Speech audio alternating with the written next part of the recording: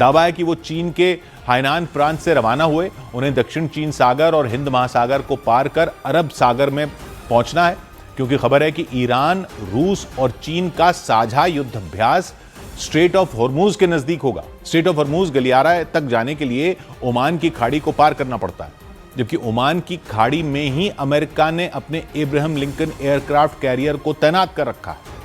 और Donald Trump बीते कुछ दिनों में कई बार ईरान पर हमले की धमकी दे चुके हैं, लेकिन इसके बाद भी ईरान ने अरब सागर में युद्धाभ्यास की तैयारी तेज कर दी।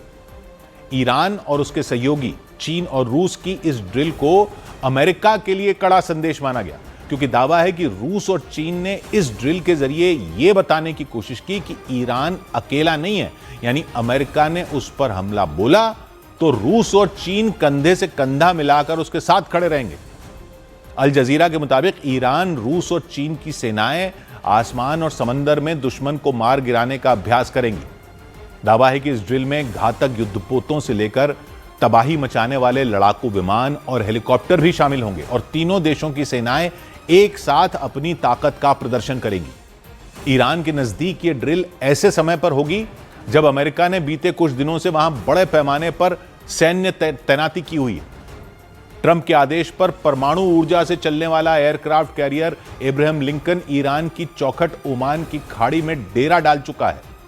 उस पर दर्जनों लड़ाकू विमानों के तैनात होने का दावा किया गया।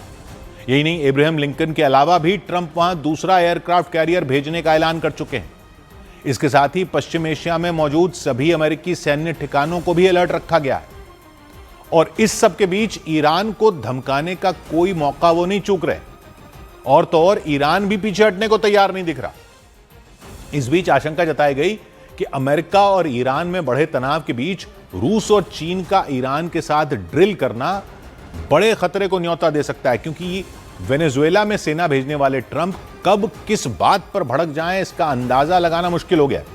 ऐसे में ईरान के पाले में नजर आ रहे रूस और चीन भी उनके निशाने पर आ सकते हैं। माना जा रहा है कि ऐसा हुआ तो सुपर पावर अमेरिका की चीन और रूस से सीधी टक्कर हो सकती है। ऐसे में इन तीनों महाशक्तियों के भिड़ने का सीधा सीधा मतलब होगा विश्व युद्ध को बुलावा देना।